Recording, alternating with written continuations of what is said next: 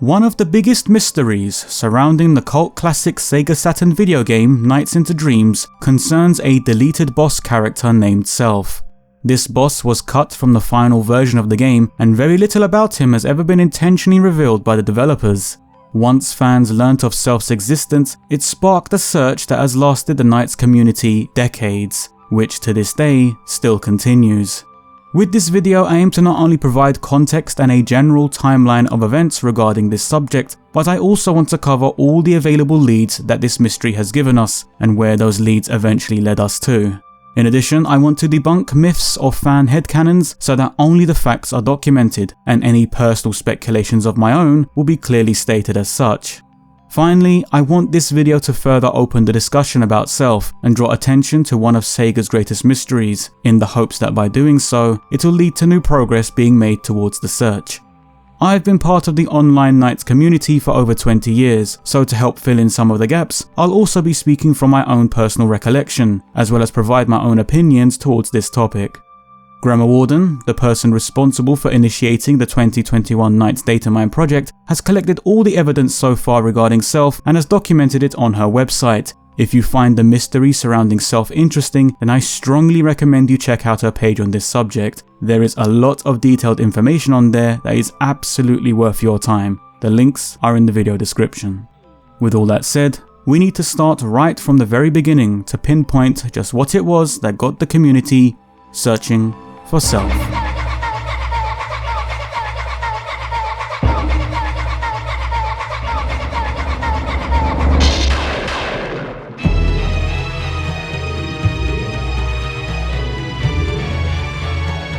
Sega and Sonic Team released Nights into Dreams in Japan on July 5th, 1996. 5 days later, on July 10th, the official soundtrack was released on CD. At the time, this version of the OST had only been available in Japan.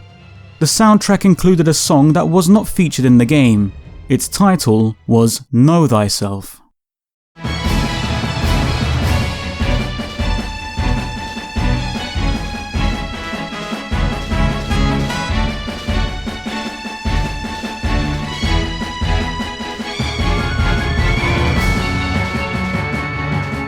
References to this song were documented on the old official Japanese Nights website, which was run by Sonic Team themselves.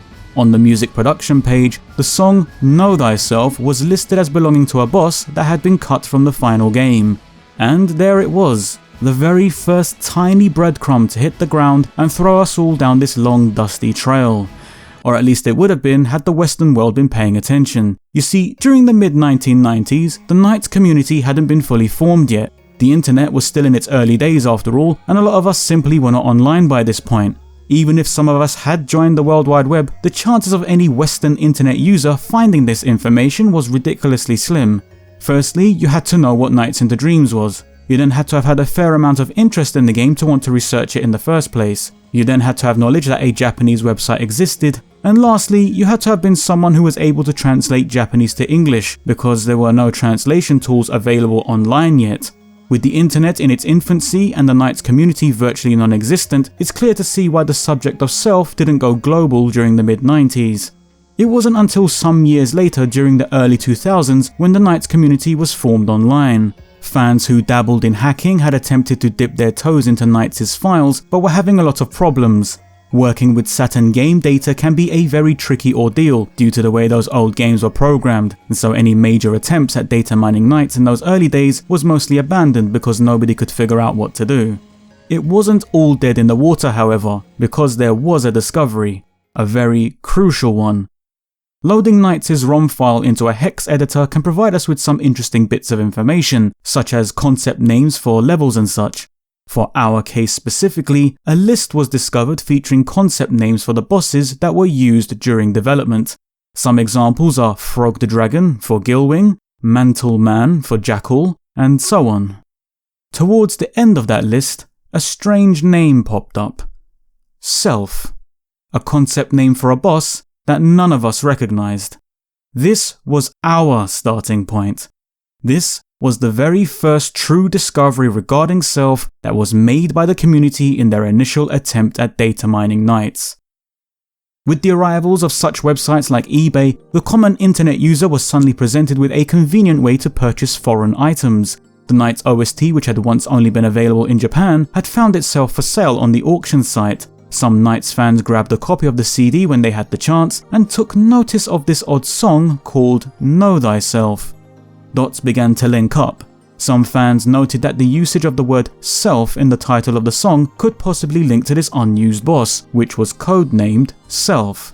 Then once fans had accessed the Japanese NiGHTS website and translated it, it pretty much confirmed their speculation. It had been sitting there since 1996, but we just didn't know about it. Selph was a character that was cut from the final version of the game, and this piece of music belonged to him. The intrigue surrounding Selph was alluring. As is the case with the unknown, we are compelled as humans to seek answers from within it. It can be for glory, it can be for knowledge, it can simply be for peace of mind so the brain can relax once a mystery is solved. Whatever the reason was, Selph's removal from the game had inspired fans to look for him. Now that we knew Selph existed at one point, the appetite for further discovery kicked in, and so began our search for some answers.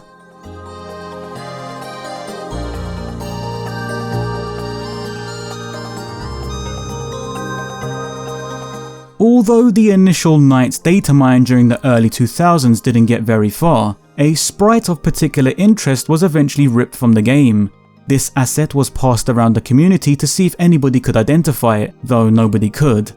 With the search for Selph in full swing at that point, fans began to speculate if perhaps this unidentified sprite had any connections to the unused boss. And with speculation comes a fine line between factual evidence and mere fan theory. I cannot remember the person responsible, but back in the mid-2000s while this sprite was doing the rounds, someone saw it and coined the term mirror staff. To them, this sprite looked like a weapon, a staff of some kind with reflective mirror-esque qualities. They speculated that perhaps Selph used this staff as a weapon during the boss fight, and a portion of the fan base just latched onto that concept. It didn't matter that there had been no concrete evidence to prove it was anything of the sort. The theory was adopted by a majority of the fans as being an item which had ties to Selph, and that connection persisted for years, through different waves of fans even, until it got to the point that nobody could even remember who originally coined the term in the first place. It was just this element that had remained attached to Selph by sheer force of the fanbase's will. Looking back on that moment in time, I personally feel that the reason it spread as far as it did was due to the absolute lack of a strong lead in our search. The data mines back then didn't get very far, and Selph was this amazing, eerie mystery that fans were incredibly eager to solve. So much so that it got to a point where a simple fan theory suddenly found itself spreading too far for too long until some people started claiming it was fact. Maybe out of desperation, maybe out of wishful thinking, or maybe even just out of ignorance. Either way, this alleged mirror staff had found itself strongly linked to Selph, and it remained that way for a very long time. The lack of any strong leads to discovering Selph opened up another theory, one that attempted to spin the discussion on its head. During the final boss fight where the player battles Wiseman, NiGHTS dualizes with Elliot and Claris at the same time, which causes NiGHTS to split themselves into two separate beings. You control one version of NiGHTS while the computer AI controls the other one. Together you take on the Lord of Nightmares and use your combined energy to defeat him. A controversial theory began to suggest that perhaps Selph was the other NiGHTS. Unlike the mirror staff theory, this line of speculation came with some considerable points. Firstly, the name Selph applied to the concept being shown within the fight, where NiGHTS essentially teams up with themself to take down the final boss. This theory also noted that Selph's position within the listed boss data places him just before Wiseman, which is also when the second NiGHTS appears for the first and only time in the game, just before Wiseman. This theory considered the possibility that Selph in this list was never intended to refer to another boss character at all, but instead the other NiGHTS. These observations were certainly interesting, and while there was no concrete evidence to support it, it was one of the more conversational theories that came out from the mid-2000s. That is, until you take into consideration that the Japanese website clearly stated there was a removed boss, which then made this theory fall apart completely. Furthermore, if you pay attention to the second NiGHTS during the Wiseman fight, you'll notice that they have a yellow star trail behind them, instead of NiGHTS' canonical blue star trail. The reason for the yellow stars is simple. They're assets that have been repurposed from Reala's data. Reala, Knights' rival in the game, is able to perform the same moves as Knights, so to save development costs and cut some corners, the devs simply repurpose some of Reala's data to build the second Knights. So if anything, the other Knight is more linked to Reala than it would be to Selph. This isn't to say the second Knight is Reala, because that would be a ridiculously stupid take. It was just the developers reusing assets, and there was nothing more to it than that. Between mirror staffs and doppelgangers, the theories surrounding Selph were a little loose and wild, but that was all we had back then, and that's all we were going to have until something else shook things up.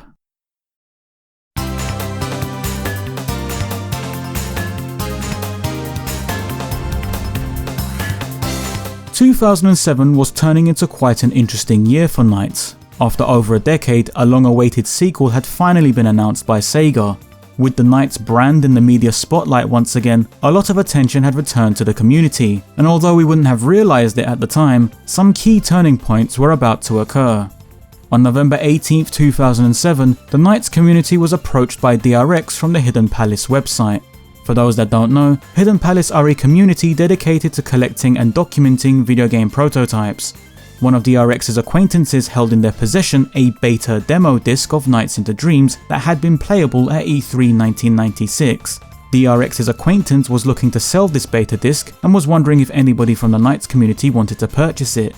At the hefty price of $1,500, it was well beyond what we could afford.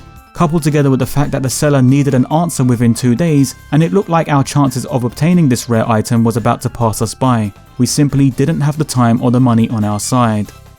Then, one community member in particular stepped up. Travis offered to purchase the Knight beta demo and share his findings with us.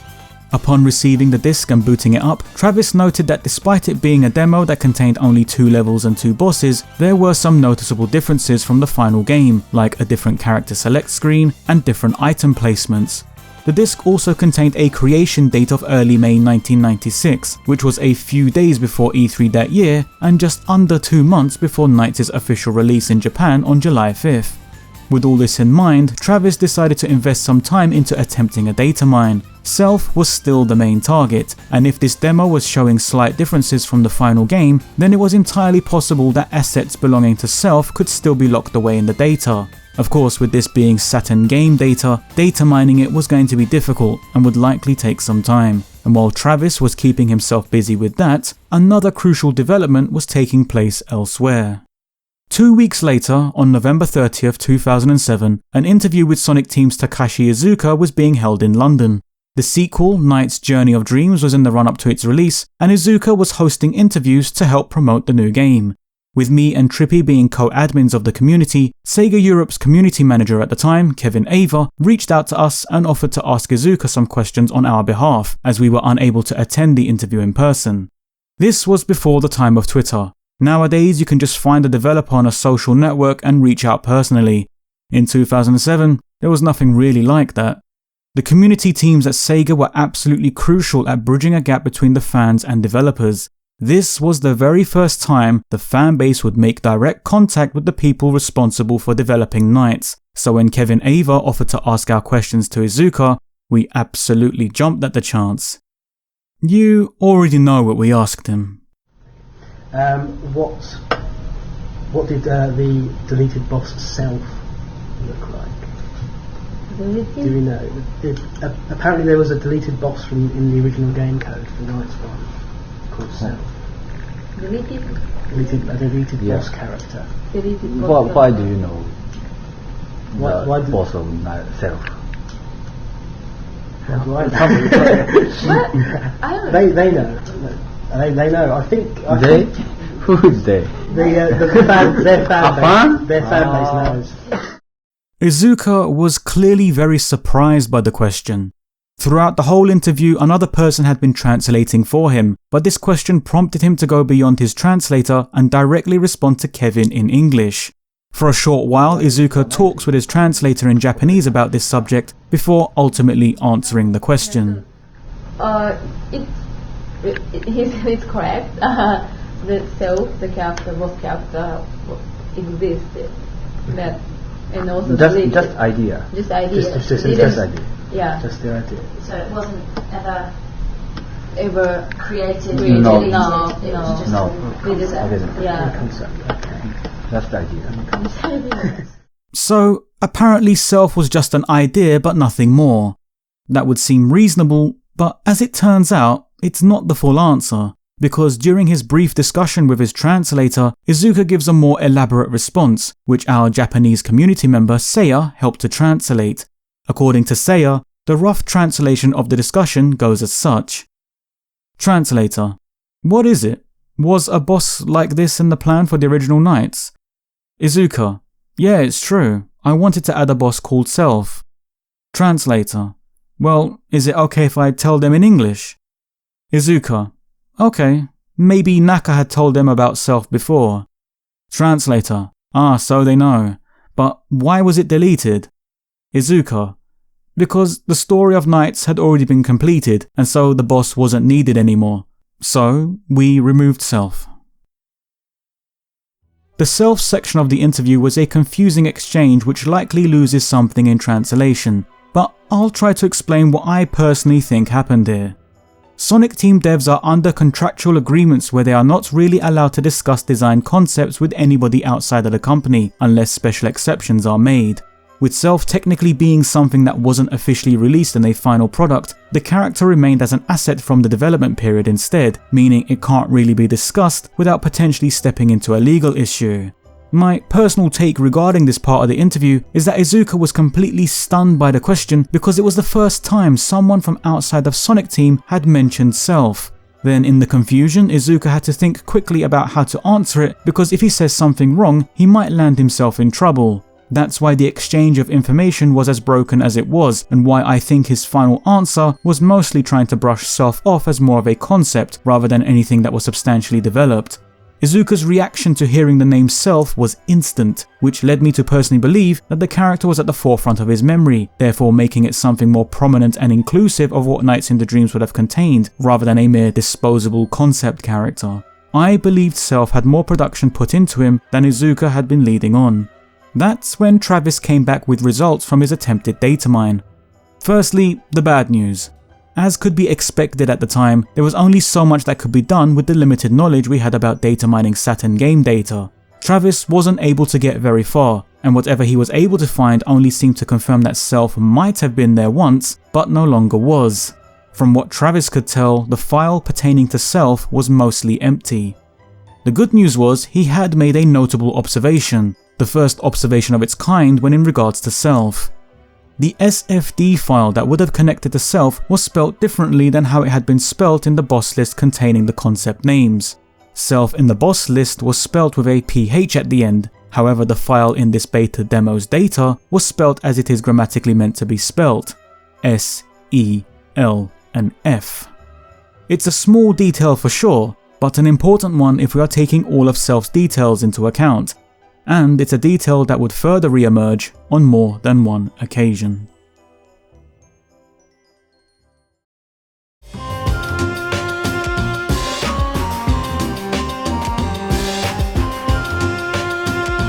As the 2007 interview with Takashi Iizuka showed, if you are part of a company, chances are you are pretty limited to what you could talk about.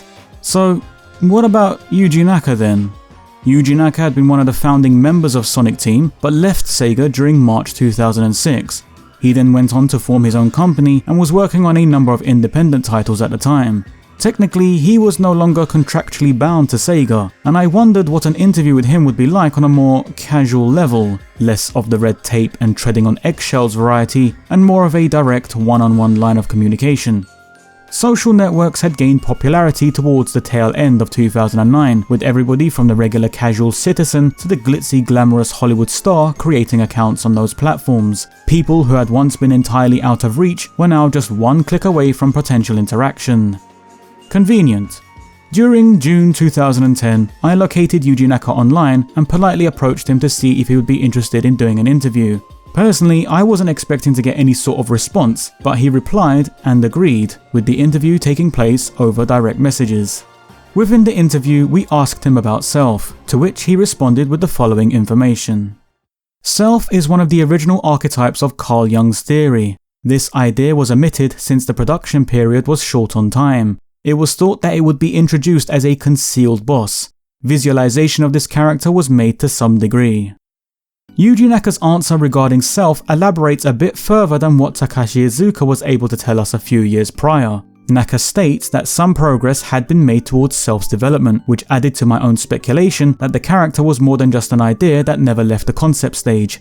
A new piece of information that had been learnt from this interview was how Selph was intended to fit into the game. Naka uses the phrase concealed boss. Now, while it could be considered as a vague term, from a game design aspect, using the phrase concealed implies hidden.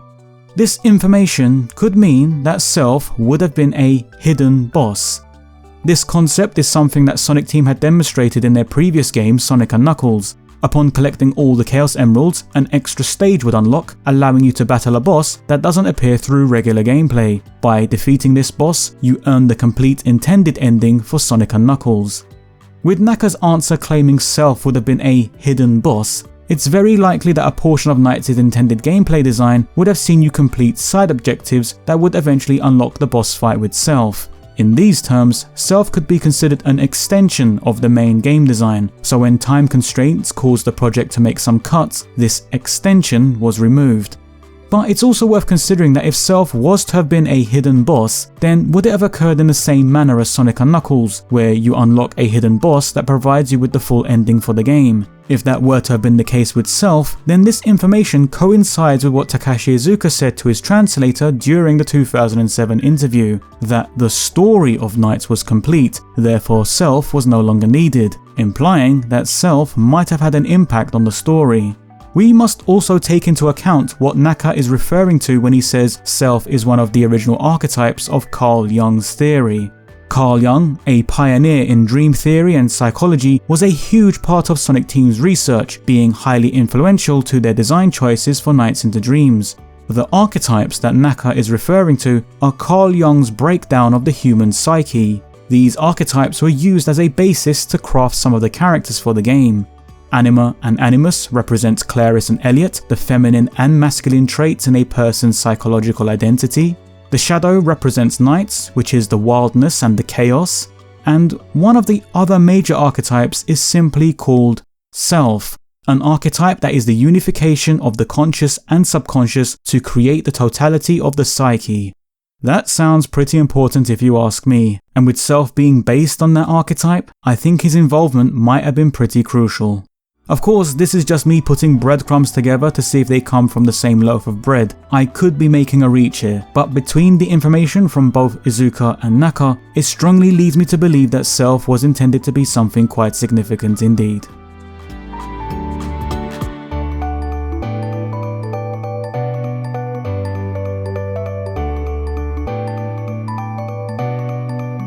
Between Travis's acquisition of the E3 beta demo in 2007 and the Nights into Dreams' HD remaster releasing globally in 2012, there were various smaller data mining attempts. These quick digs were not part of any group project, but rather individuals were randomly poking into the files to see if they could figure out the data and find anything worthy of note.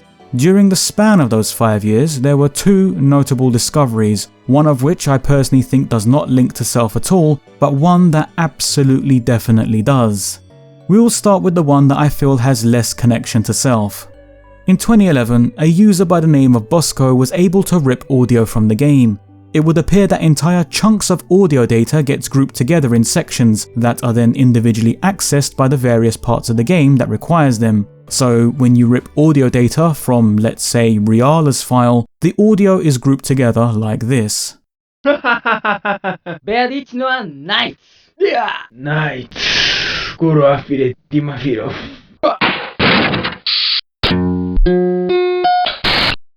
All the audio plays one after the other, and it can sound very cluttered, especially if you're dealing with back-to-back strings of random sound effects. Let's have a listen to Twin Seeds' audio data.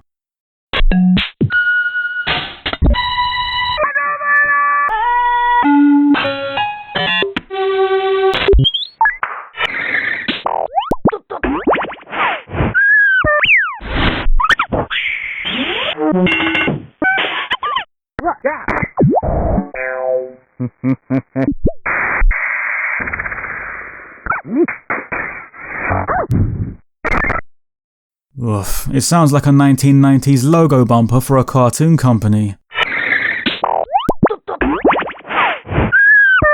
But all jokes aside, if you were listening carefully, you might have noticed a few sound effects are not used in Twin Seeds, or Nights into Dreams at all for that matter. Further inspection located an audio file named Unused, containing a small string of unused audio. Within that audio file, you can hear a person yelling the word Sora. At the time of its discovery, some people gravitated towards the Sora line and wondered if it might have belonged to Selph. Selph was an unused character, and this line of dialogue was unused. It was a possible link if you wanted to make that reach, but it wasn't a theory I entirely invested in, for a number of reasons. Firstly, the line itself seems out of place for Nights. The language in the game is of a fictional language that Sonic Team made up. It was designed to be the language of the dream world, and although there are actual real-world translations for what the dream creatures are saying, the dialogue you hear in the game is meant to be unrecognizable. This fact alone doesn't lend itself too well to the dialogue, because Sora is a literal Japanese word meaning sky. Having a real non-fictional word in a game that presents all its dialogue in a fictitious made-up language completely goes against the design, so I don't think it belongs to Selph on that basis alone. Secondly, this line of dialogue is not just found in the unused audio file. It can be located in other sound files linking to other parts of the game. This lessens the likelihood of it being Selph, as the audio would have linked to just his file alone rather than multiple strings of audio data. I speculate that this audio line is one of two things. It's either a placeholder that was recorded by Sonic Team to drop into various sections of the game so they could test out different audio effects before they implemented the final Dream language recordings, or the dialogue is leftovers from a sound effects library that they used during development. Personally, I would love to believe this is Selph talking to us, but the evidence strongly points towards it being nothing of the sort. That kinda put a downer on things. Let's pick up the mood by talking about that other thing I mentioned.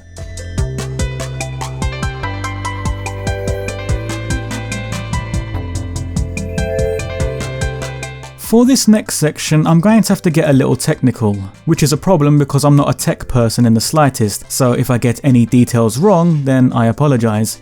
The reason I need to talk about this though is it's going to put into context just some of the issues that had been facing the community for years. This one is in regards to binary files. Video games contain binary, a system of zeros and ones that sequence together to take information from the data and present it to us in a recognizable way, such as how a 3D model should look when it's rendered in a game world, for example. There exists binary viewing tools that allow you to point to a specific part of the game's data and visually display what that part is supposed to look like. Now, when it comes to Sega Saturn games in particular, they were programmed and coded in a way that isn't recognizable to these tools. So when we throw NiGHTS data into a binary viewing tool, the software attempts to read that data but doesn't quite understand it, which results in it incorrectly displaying the data like this. That's quite a mess. You might get some recognizable visuals from it, like in this case the word sound test is just visibly clear, but more often than not, huge portions of the data would simply display as cluttered static. With some workarounds, you could find ways to get images to display a bit more correctly, but you had to have the knowledge to do that. These sorts of issues are what hindered the community from making any major progress.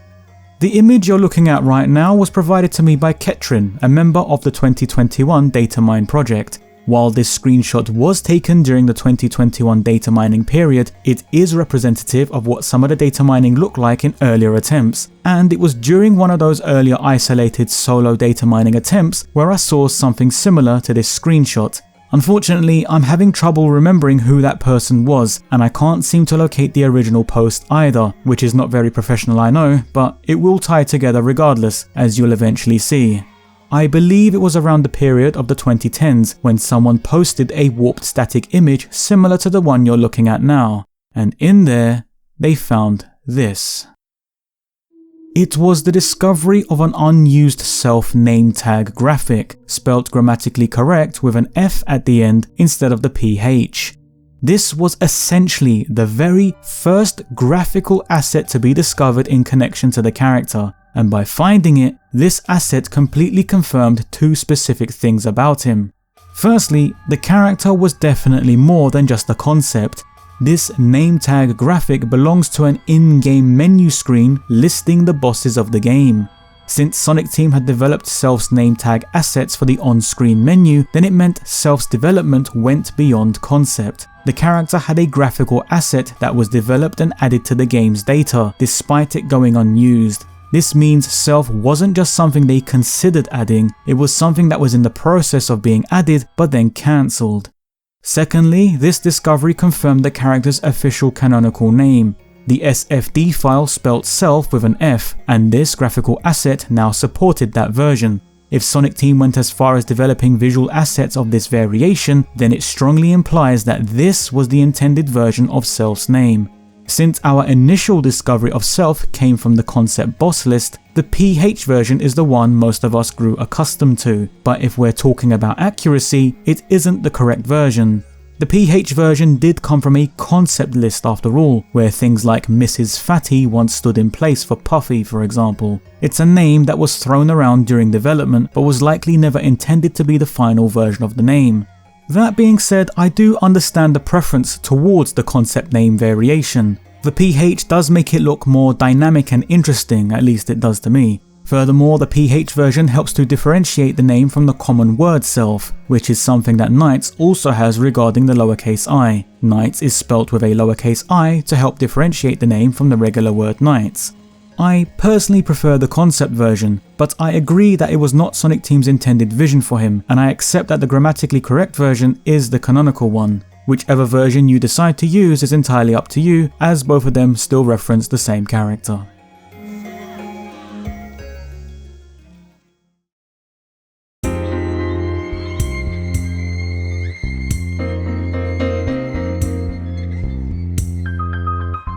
Another asset was successfully data mined during the early 2010s period, though just like the previously mentioned name tag, the person responsible for discovering this next asset has also been lost to time. I've searched through numerous posts and I can't seem to find who it was. I want to say it's Mersuki because there was a brief moment where they were doing a solo data mine of their own, so it could very well be their discovery, but if it was theirs, I can't find the source linking them to this. So if I've got this information incorrect, then my apologies again. Due to all the random solo data mining attempts that would occur at various times throughout the years, with nobody really keeping track of who found what and when they found it, it can get very tricky pinpointing some of the origins for these discoveries.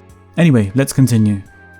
Each boss in Nights in the Dreams has a stylized emblem. These emblems can be seen on the boss menu screen alongside their name tag.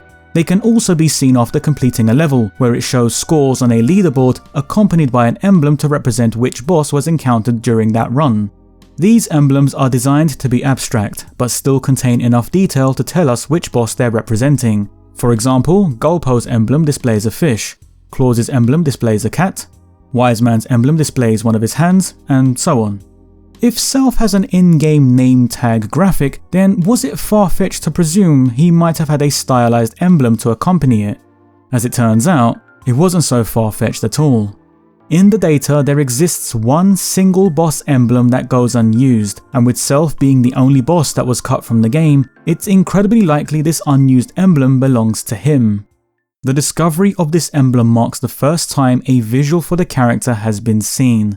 The only problem is, it's abstract, and because we don't know what Selph actually looks like, we are left guessing at what is even being depicted here. The most common analysis that people seem to agree on is that it's showing us a head that is turned to our left. This side profile depicts one of Selph's eyes as the main focal point, while a long singular spike sticks out from the back of his head.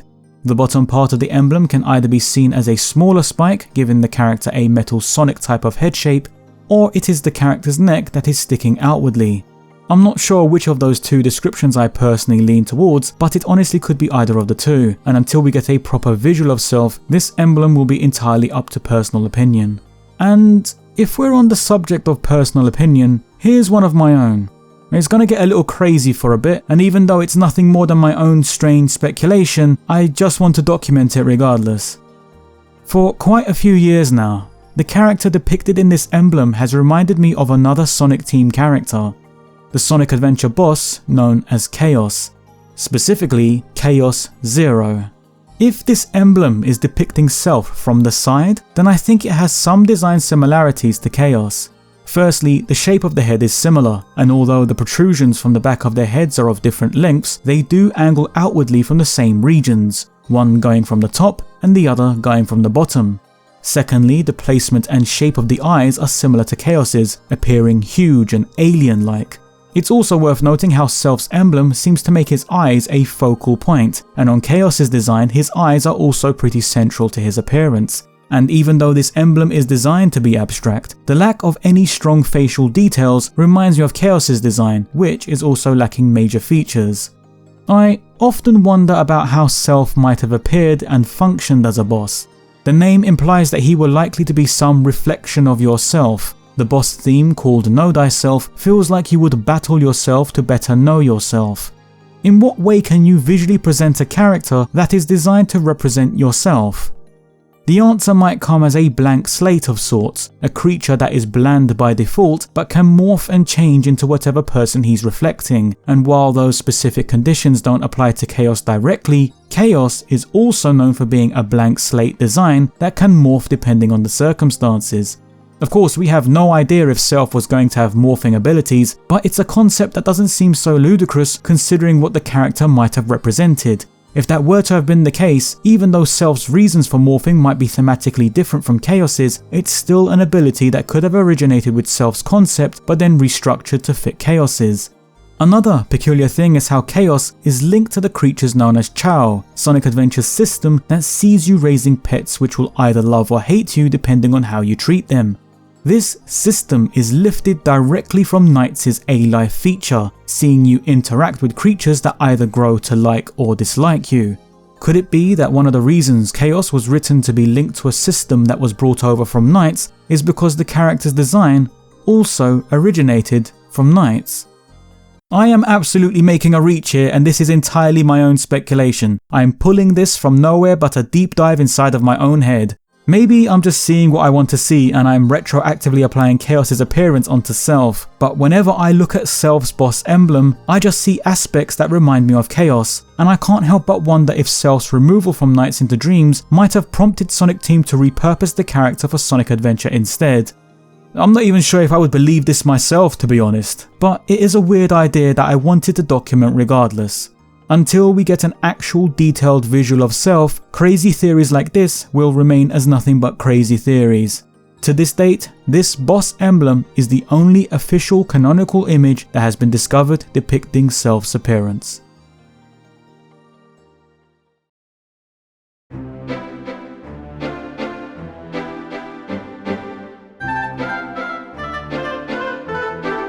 There's a bit of a running joke within the NiGHTS community that one of the ways the character remains active during their IP's dormancy is by making cameo appearances in other SEGA games. The character stays relevant by abusing the cameo system, and so you're never quite sure where NiGHTS is going to pop up next. As I said, nothing more than a silly joke at the expense of NiGHTS being a cameo character for so many years. What's really funny though is how one of the biggest NiGHTS data mining projects to date began simply because someone started recognizing the character from those cameos. In 2019, Grandma Warden had been playing Sonic Adventure 2 for the first time and was noticing this purple jester dotted around the place. Later acquiring Sonic Adventure 1, she found herself spending time on NiGHTS' pinball table, and the character piqued her interest just enough for her to purchase the 2012 PC remaster. After playing NiGHTS into Dreams and taking a liking to it, she decided to try data mining it, but there was one big difference between this attempt and the data mines that came before. Grandma Warden was proficient in programming. A language that is completely alien to people like me was something that was natural to her, and she jumped right in. The 2021 NiGHTS into Dreams data mine project began here, all because of some character cameos in the Sonic Adventure series. Beginning with the 2012 PC remaster, Grandma Warden started covering some ground from that version of the game alone. Around this point, Ketrin jumped on board to assist, and the two of them tore through layers of the remaster. I've documented a huge portion of their discoveries already in my previous videos, so if you want to see what they dug up then please check those out. news about the project began to spread, and a few more people with other levels of knowledge joined in, which allowed Gremmer to create a tool that could view and rip textures from the Saturn version. Cluttered, static images in black and grey were now fully coloured images, displaying as intended. What had been 20 years of small little data mining attempts here and there suddenly erupted into an avalanche of progress overnight. With the assistance, with the manpower, and with the genuine eagerness to dig into something that had never been excavated properly before, the 2021 NiGHTS Datamine project became a gold rush, and Selph was on the hit list. Right out of the gates, a number of developments occurred regarding the elusive boss. Firstly, thanks to a random post by Gigglyman, Ketrin suddenly observed something that was about to debunk one of the longest running mysteries so far: Selph's mirror staff. Yeah, you remember me talking about that at the start of the video? That, of all things, actually has closure. As it turns out, this asset that had been data mined in the early 2000s was nothing more than one of Wiseman's fingers which had displayed incorrectly when it was ripped. It was simply a distortion of something that was already in the game. No mirror staff, no weapon belonging to Selph. It was just a misinterpreted sprite of Wiseman's bloody finger. You gotta love it. Secondly, thanks to Gremmer's image viewing tool, Ketrin was able to rediscover Selph's boss name tag, and we could finally view this asset properly. The graphic contains the same colouring scheme as the other boss name tags that appear in the game, showcasing a white hue that gradually transitions into light green towards the lower half. Seeing the name tag alongside Selph's boss emblem concluded another small part of the search, as these two assets that complemented each other were now successfully ripped and accounted for together. It was around this point when someone contacted Ketrin with a very intriguing suggestion. They claimed that assets belonging to Selph might be sitting in the ending credits data for the game.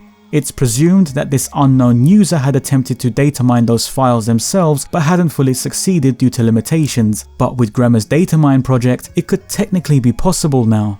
In the game's data, a file labelled name.prs contains credit screen name tags for every character in the game.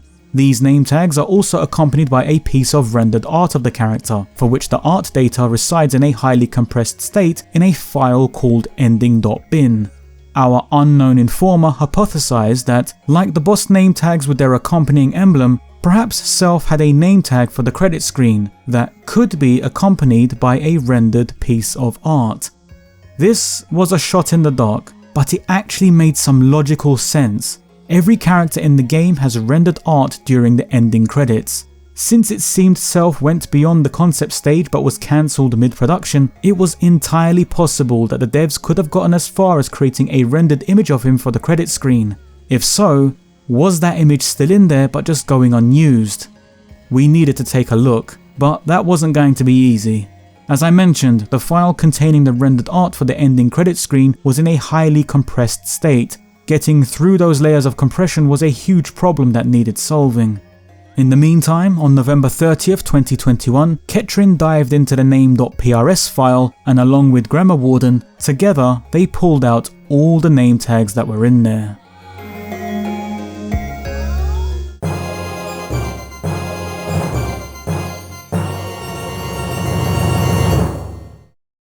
Yo. Man said, yo. What on earth is going on? That random tip from the anonymous user had led us to a brand new discovery directly connected to Selph. The character has an unused name tag that would have appeared on the ending credits screen.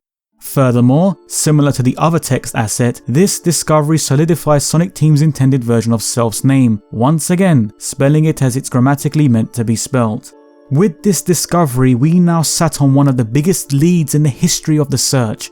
It was a solid theory. If a name tag exists for the ending credits screen, then surely there had to be art to accompany that tag. The team needed to get through the compression and search the data for artwork. On December 4th, 2021, Ketrin put out a call to see if anybody could assist the team with this daunting task. The project was approached by three key individuals: Night of Dragon, Andreas Scholl, and Amy Wright. Night of Dragon was able to locate whereabouts in the memory the decompression code was, as well as figure out which memory addresses the decompression function was reading and writing to. Andreas Scholl located a table that contained all the addresses that the function read from, and using this knowledge, Amy Wright began building a tool that would attempt to decompress the rendered art from the ending credits screen. It was a time-consuming task, as Amy slowly broke through the layers of compression. On December 30th, 2021, Amy had done all she could, and came back with the final word on this part of the datamine. Selph was not there. There was no artwork of him. In fact, all the art they found appears in the ending credits. There were no unused pieces of rendered art located anywhere in the file. It's probable that the artwork used during the ending credits screen was added towards the end of production when they wrapped it up and compressed the assets. I have no doubt in my mind that rendered artwork of Selph exists somewhere, because if he's got a name tag for the credits screen, then artwork definitely had to have been created to accompany it. It just seems that in this particular instance, Sonic Team were thinking ahead and didn't lock down any ending artwork until it was time to do so. I'll be honest, this bit of bad news was a little heavy.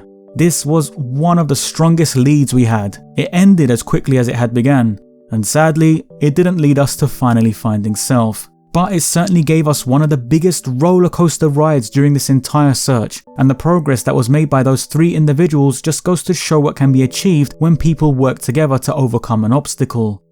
I was able to speak to Amy briefly about the tool she created, and I'd like to quickly make a side note about why tools like this are important to the community. At the moment, the tool is functional but not entirely complete. It rips art in black and white because the color palette data for the artwork hasn't been found yet. Once the color palette data is found, the tool can be updated to rip the art as intended. Upon doing so, we could put these pieces of art through an AI that will upscale them into higher definitions. And why is that important? Well, the artwork seen in the ending credits has never been publicly released by SEGA, and it's unknown if SEGA even kept these assets themselves. The mid-90s were a weird time in game development where developers wouldn't always keep their resources once a game was released. They'd even sometimes just casually trash their source codes outright. Entire games have been stuck in the past simply because preservation wasn't considered back then. It's one of the reasons data mining these games and preserving their assets is so important today. We are getting further and further away from those games, and preservation is absolutely crucial before their content is lost entirely. If this tool in particular ever becomes fully complete, we will have successfully preserved an entire gallery's worth of official NiGHTS artwork. Big video game companies are busy, and allocating budgets to projects like this are rare. It's understandable why they might never do this work themselves. So it's our job to reverse engineer those old games and preserve their content. That's why I will always strongly encourage anybody and everybody to take part in whatever way they can to help preserve the legacy of these old games. This NiGHTS datamine happened because the right people started talking to each other. Together they are figuring out ways to reverse engineer different sections at a time. Whether we ever find Selph one day or not, the fact remains that we are capable of achieving so many amazing things if we just work together in the first place. I know I got a little preachy just there, but video game preservation is a really important subject that needs more attention, and the more people we have taking part in this subject, the better our chances are of successfully preserving our video game heritage.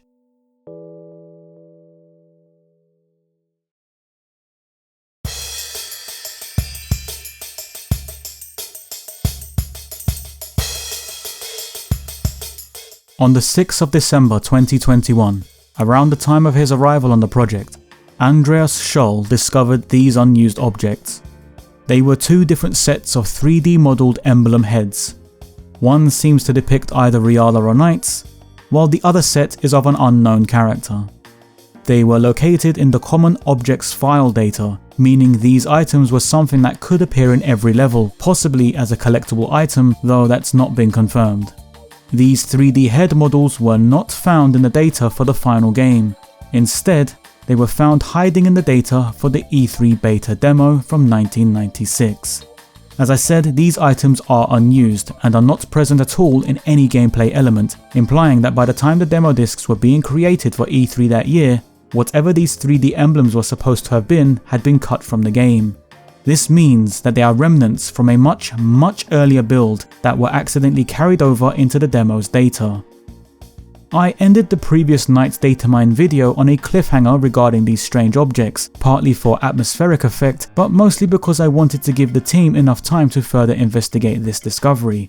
While we didn't want to jump to conclusions, it was hard to ignore the fact that one of the heads didn't resemble any other character in the game, and with Selph being the odd one out, we began entertaining the possibility that this could belong to him. The problem here is this.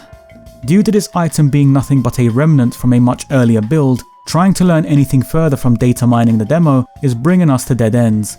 These items were simply not part of the game design anymore. Furthermore, the fact that the demo only seems to contain 40% of what the final game contains likely means that any chance of finding further unused content surrounding these objects is ridiculously slim. This, sadly, puts us in a position that we've been in before regarding Selph: speculation. We can only theorize as to what these objects might have been, and there's currently no solid confirmation for any of it. What I aim to do now is provide points for and against linking these objects to Selph. Some lines of speculation leads us to believe it could be, while others consider the possibility that this might have nothing to do with Selph at all. I want to document both sides of this discussion, as well as provide my own theories, before concluding this video with what some of our options are going forward. Let's start with the observations that are against these items being connected to Selph. Firstly, if these 3D head emblems are meant to depict Selph, then the shape and design of this model doesn't seem to resemble the image displayed in the boss emblem. The abstract art shows a smooth round forehead with some protruding spikes. The 3D model emblem looks like it's displaying something similar to that of a hooded appearance, with a diamond shape on the forehead area. Furthermore, the 3D model shows curling horns that hang down on both sides. The boss emblem image doesn't seem to display anything of the sort. There is a complete disconnect between these two designs. This argument can be countered by saying that perhaps these are both Selph, but maybe one or the other was simply an outdated version of how he looked.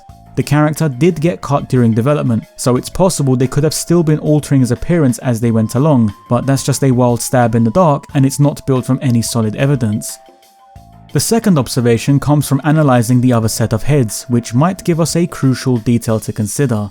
Now, this set could very well belong to Riala due to the shape of the horns. Riala's horns are much wider and angular than Knight's, so it's easy to presume these belong to Riala. But there's a few strange discrepancies that might imply otherwise. Riala's hat shape contains 2 points on the forehead, whereas Knight's hat shape only contains 1 point on the forehead. The forehead markings on this emblem shows only 1 point for the rim of the hat. It's one of the only details that is graphically displayed on this emblem, implying it has visual significance. It's possible this set doesn't belong to Riala at all, but instead it might be referencing Knights. There's actually some potential evidence that might back this up. The old Japanese website contains a weird unidentified emblem that doesn't appear anywhere in the game. For years, fans have wondered who this emblem was referencing, as the colour scheme doesn't match any character from Nights into Dreams. However, one of these data-mined emblem heads does closely match the one on the website. They both contain a shiny shade of gold with blue stripes running along the horns. It's not identical, but it is ridiculously close considering what they're both depicting. On the website, the emblem is displayed with a string of text reading "More Nights," which links to other pages that contain information about the game. From a graphic design perspective though, it would be a bit strange to have a piece of text utilizing Knights' name, but displaying an emblem referencing Riala or another character. Knights is the titular character after all. It would be like having a sign that reads "More Sonic" and then showing Shadow or Knuckles instead, for example. It just doesn't make sense from a graphic design point. So I'm personally being led to believe that this shiny golden emblem is depicting some weird alternative version of Knights. And if this 3D model is meant to be referencing that emblem, then it leads me to speculate about the other set of heads. Maybe this second set also belongs to Knights. Perhaps what we're seeing here are 2 variations of the same character. But if that's the case, to what end and what purpose? Well, Knights is an anti-hero, a character created from Nightmare who rebelled simply because they wanted to do their own thing and be free. The character you play as is right on the fine line between good and evil. This is referenced in the game by how you treat the Nightopian creatures. You can help raise them by hatching eggs, or you can reduce their numbers by paralooping them. Doing good actions causes the Nightopians to become happy by your presence, while attacking them causes them to run away scared when they see you. Depending on their mood, the music in the level will change to reflect their attitude towards you. This system is known as A-Life. It essentially acts as somewhat of a morality gauge. Nights into Dreams uses the Nightopians to track your moral alignment, whether you're behaving more heroically or demonically. So my speculation then regarding these emblems is, what if both sets depict knights but with different moral alignments? What if Knights was to have had some actual visual differences depending on how you played the character? The more evil you are, then the longer and angular your horns become, eventually portraying Knights on the same hat shape level as Riala. But the more good you are, the horns become shorter and softer, until they eventually resemble this unidentified hat shape. Knights is also known to shapeshift depending on certain circumstances, so having the character morph depending on how good or evil they are doesn't seem such a far-fetched idea. But that being said, in the entire history of the game's development, I've never heard of such a feature for Knights being mentioned, aside from the Nightopians and A-Life system. But regardless, my theory that goes against these items being connected to Self is that they're part of some scrapped morality gauge that would have affected Knights' appearance directly, and the character depicted in these two sets of emblems is Knights themselves. Now let's explore some theories that are in favour of these items being linked to Self. Firstly, the fact remains that this head shape doesn't match any character seen within the game. Even though the boss icon appears to be depicting a completely different visual design, once again it could be possible that either one of these could be showing us an outdated design for Self, since the character never made it to completion. Secondly, this set of emblems have colour combinations that don't match any other character either. At least the blue and golden emblem shares similarities with the previously mentioned graphic on the old website. For this unidentified head, none of its colour schemes seem to link to anything. Thirdly, we must remind ourselves just where in the data these items were located. They were data mined from the common objects file, meaning they're items that would have had the ability to appear in any level that required them. It's theorized that these emblems could be some form of collectible item. This theory stems from the observation that different colour variations exist, implying that they might be part of sets that need to be completed. There's 4 colour variations per set, and there are 4 courses per level.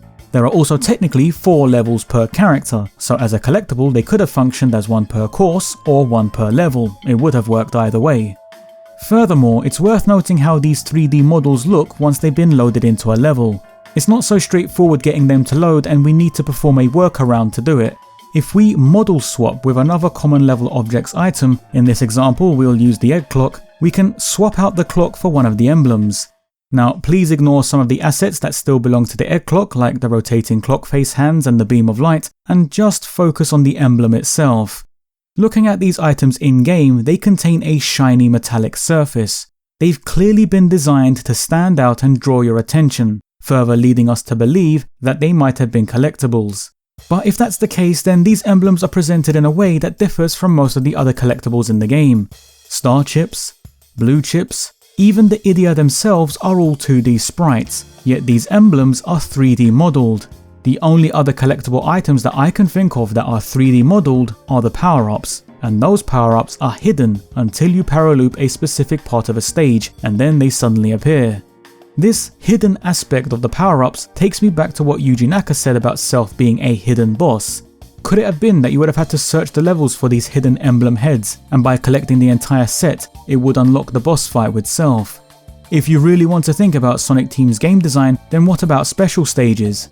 Here's a random one. What if that mysterious blue door object that was seen in stock footage from earlier builds were linked to some form of scrapped special stage, where just like Sonic at the very end of his special stages, you are rewarded with a shiny rare collectible item, which upon completing a set of those rare items unlocks more game content, in this case being Self's boss fight. That might sound a bit implausible, but it's not such a reach when you take into account how Sonic Team designed their games back then. And if not a special stage, then at the very least, these items could have been collected during the main levels to unlock Self.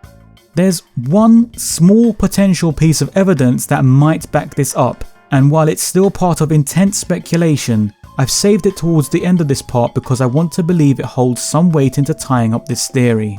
Let's turn our attention to the other set of emblem heads. It's all very well and good that I'm attempting to link these unidentified heads to Self, but what about the other set? If these emblems would unlock a boss fight with Self, then what about these ones? What would they unlock? Well, here's where it gets a little weird. Do you remember earlier when I told you about the nameplate for Selph being discovered, and how that nameplate would have appeared in a menu screen that lists all the boss battles in the game? Selph wasn't the only unused nameplate they found. There's another unused nameplate for Riala, which is titled Riala Returns. This nameplate is entirely separate from Riala's regular nameplate. For some reason, Riala would have had two nameplates, implying that there could have been two different encounters with him. If we're speculating that this set of emblems belongs to unlocking Selph, then perhaps this other set belonged to unlocking a second battle with Riala, for which this nameplate could have been in reference to. This theory is counter-argued by implying that Riala's unused second nameplate could have been for the two-player mode, where player 2 controls Riala in a multiplayer version of his boss fight.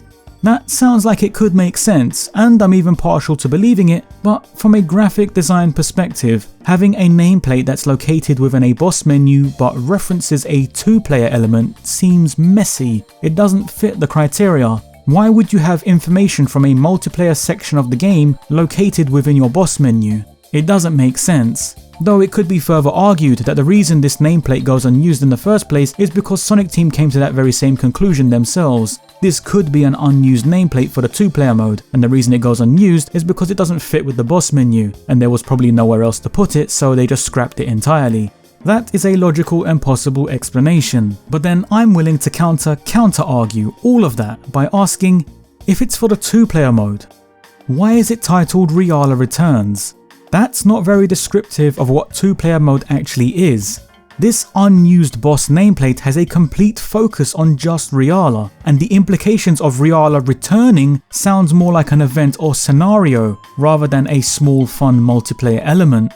For my argument in favour of this discovery being linked to Selph, I speculate that these emblems are scrapped rare collectible items that would have unlocked 2 additional boss fights within the game. One of these emblem sets would unlock a second encounter with Riala, while the unidentified one would link to unlocking the boss fight with Selph.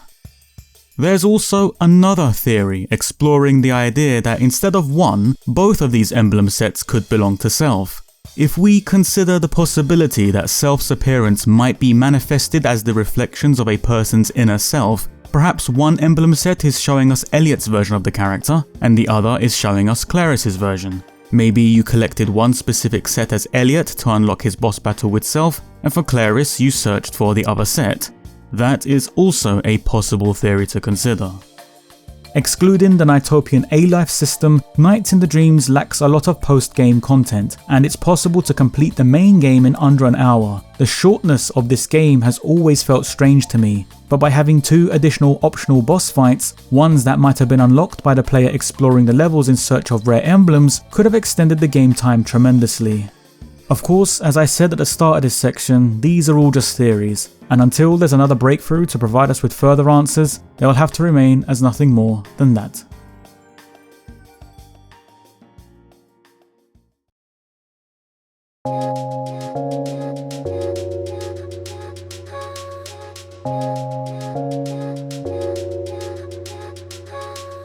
Once again, like the many attempts before, this Datamine project is now starting to encounter dead ends in regards to our search for Selph. As it has been stated, remnants of Selph in the retail version's data is scarce. Maybe there might be another small discovery here or there in the future, but because the character was scrapped before the final build went to release, I personally think any chances of finding a visual for Selph in the retail version is unlikely. Data mining the E3 beta demo provided us with one of the most mysterious discoveries in the form of those emblems, but because these scrapped objects are remnants from a much earlier build of Nights, there's no way to find out more about them. The simple fact is, the disc is just a demo. It only contains 40% of the game's data. No matter how much it gets data mined, at the end of the day, it can only provide us with a limited amount of information because it's not a complete beta build. So, where does that leave us? If the search for Selph still continues, where are we supposed to look next? Well, I think it's time to consider our options. We do have a few of them, but each one comes with their own possibilities and hindrances. Firstly, we could just outright approach the developers and ask them about Selph again. After all, we've done it a few times before in the past, so it's not like the people involved are out of reach. But that being said, of all our possible options, this one might prove to be the most troublesome. By approaching the developers and presenting our discoveries, they could possibly take offense to that. Some developers don't like the idea of their products being data mined, and should the legal department suddenly get involved, they might shut the project down entirely. Now, SEGA do seem to be somewhat lenient with people making fan games and retooling their assets, but is that a chance we're willing to take with NiGHTS? I'm not sure I would personally want to search for 20 years only to have a legal department shut down everything that's been accomplished so far. That would be such an incredible waste. Furthermore, having someone just casually reveal Selph's appearance takes away the thrill of the search. Up until now, aside from a few small moments where the developers have provided information, all of this has been achieved by the fans. It was the community that got involved and started digging, and if we've been this committed for so many years, it feels like it's now our duty to try and find Selph on our own. We shouldn't rob ourselves of that moment.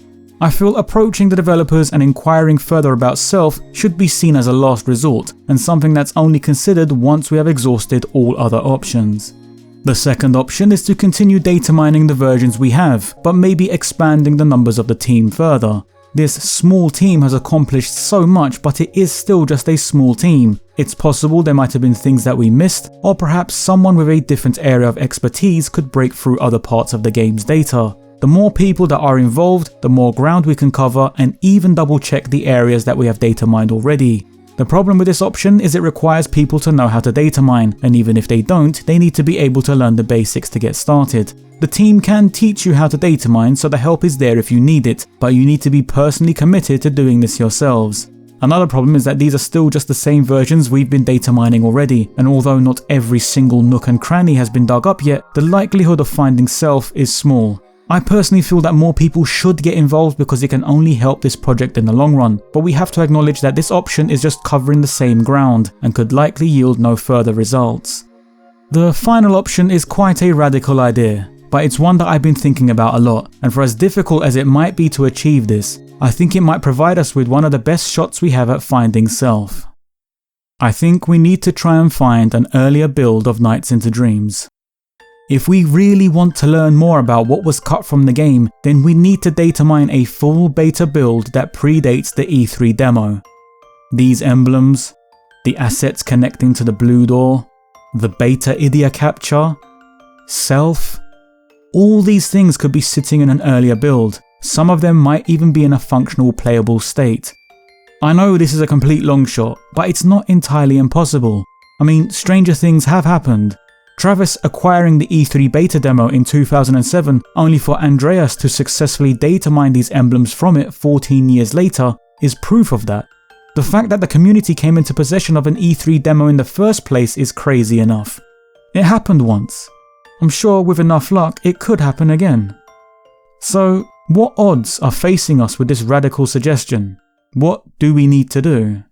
Well, firstly, video game prototypes and beta builds are not easy to come by. In fact, they can be very difficult, especially if you're looking for something specific. These discs are created by the developers, mostly for internal use within the company. More often than not, these discs were never meant to end up in the hands of the public. In some cases, a proto build might be sent from the company to video game publications so that journalists can preview their games before release. For these discs to go public means they were either hoarded by someone who used to work at the company or a journalist held onto the builds they were given. The discs then either get donated or dumped online for everyone to use, or they end up going for auction, which, as we've seen, can get quite expensive. But there is a community and culture surrounding this type of scene. Places like the Hidden Palace make it their goal to find and preserve these early builds of video games. The NiGHTS E3 beta demo disc went public due to their involvement. So if we want to start looking for an earlier build of NiGHTS, there are communities we can inquire with. But that being said, herein lies one of the most obvious hurdles about this option. If an earlier build of NiGHTS was floating around within those communities already, then they likely would have dumped it online by now. The fact that an earlier build hasn't been dumped yet can mean either one of three possible things. 1. It means someone somewhere has an earlier build but is hoarding it. 2. Someone has it in their ownership but they are unaware of what it is. Or 3. There are no beta builds of NiGHTS in public circulation. If it's the first scenario, then we would need to find the person hoarding it and discuss what would need to be in order for them to release it. The second scenario would require collectors to check their collections to see if they have it. Sometimes collectors may purchase boxes of discs at a time, not always knowing everything that's contained within those collections. It's entirely possible that a purchase of this sort could have been made and someone is holding onto a Knights beta build but is unaware that they have it, so we would need to ask collectors to check their collections to see if anything turns up. The last scenario is the possibility that there might not even be an earlier build of Knights in public circulation. From my own research, it does seem that the game was developed very close to Sonic Team's chest. I'm not sure if SEGA would have given out beta builds for this game. A Japanese video game show called Game Catalog 2 reported that on March 27, 1996, Sonic Team announced Knights for the very first time at a conference. Sonic Team had been working on Knights as far back as summertime 1995, but they didn't announce it until spring 96. This date of March 27th is the earliest known moment when Knights became public knowledge. Between March and May, the game would get varying degrees of media coverage before making its playable appearance at E3 on May 16, 1996. Less than 2 months after that, on July 5th, the game was released in Japan. That time frame between March and July 1996 is a very small window for a beta disc to end up going public due to a journalist having a copy. It is possible, but as I said, it seems Sonic Team developed this game in secrecy for the most part, and any magazine articles I checked seemed to imply that the journalists went to Sega's building to demo the game rather than Sega sending out preview copies. Well, naturally I haven't checked every single magazine that covered Knights during those months, and I can't read Japanese either, so it's possible a Japanese publication might have been sent a beta build to preview, but I can't confirm any of that. From my own observations, I'm personally not banking on a journalist having a beta build somewhere in their collection. And even if they did, I do wonder about the date of those types of builds. Between March and the E3 demo in May 1996, how much would a supposed journalist copy differ from what we've seen already? We need to locate an earlier build of Knights that still contains these assets in a more complete state than what we found them in, because when we found them in the E3 beta demo from May 1996, they were merely remnants and no longer functional. I'm not sure if any journalist ever played a version of Knights that wasn't already close to how the game functions already. If we're going to look for an earlier build of Knights, I personally propose we look for a build that predates the public announcement on March 27, 1996. And if we're looking for a build that predates any public knowledge of the game, then the only way we're going to find that type of build is if someone from Sega hoarded it themselves.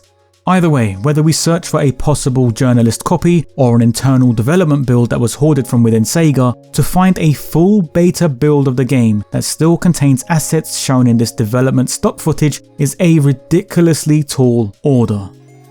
But it's not impossible. And from what some communities have been able to achieve, with a lot of perseverance and some bloody good luck, you might just find your holy grail. Prototype builds of Sonic the Hedgehog 1 where Spring Yard was still being called Sparkling Zone and Sonic had his little victory animation at the end of a level. Beta builds of Sonic 3 that still contained the original songs for Carnival Night, Ice Cap and Launch Base before Michael Jackson's team became involved in the project. Locating scrapped characters like Hobocop from a cancelled version of Clay Fighter, to the absolutely infamous discovery of Luigi in a beta of Mario 64 and the entire L is Real story. It doesn't matter how crazy or impossible it sounds. If discoveries like those are able to happen, then it can happen for us too. We just need to remain committed to what we're looking for. We have been searching for Selph for 20 years, and even though we've started to run into dead ends again, I don't believe the journey should end here.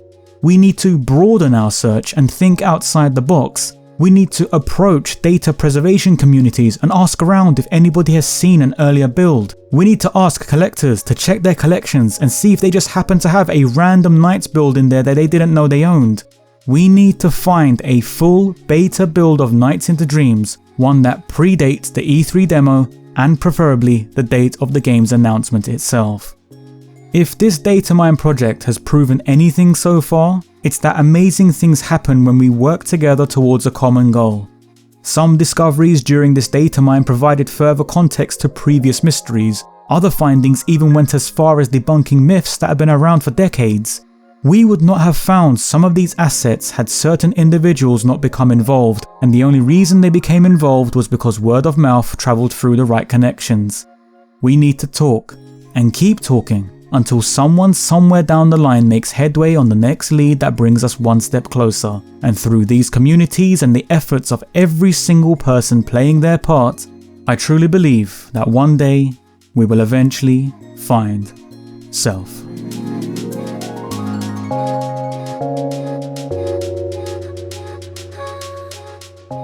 Hey everybody, thanks for watching this video. I know it was longer than my usual content, but I wanted to cover as much as I could on this subject. And honestly, I've been meaning to make a video about this for a long time anyway. And with everything that was going on with the Knight's Datamine project, it felt like now was the right time to do it. And even though we were unsuccessful finding Self, like, you only need to look at the progress that was made towards the search and how many amazing discoveries were found elsewhere in general. Like, across the board, all these other amazing discoveries were found from this data mine alone. It really has been a gold rush, and it was awesome seeing it unfold. I want this video to help push the discussion surrounding Self forward, in the hopes that it'll extend the reach of what we're capable of achieving with this search. Whether we ever get tremendously lucky by finding an earlier build of Knights, or by whatever other methods we decide to pursue. I believe if we keep going with this, we will eventually find him. I think we've come too far, and we've made too much progress to stop here. Before I go, I want to thank everybody from the 2021 Knight's Datamine project for getting involved and making so many amazing discoveries. It's been an absolute treat watching you all go to work on this thing. And once again, I'd like to remind everybody that the project's founder, Grammar Warden, has a page with detailed information regarding the search for Self, so please go and check that out also. The links are in the description. I've been DiGi Valentine, thanks for your time, take care, and thanks for watching.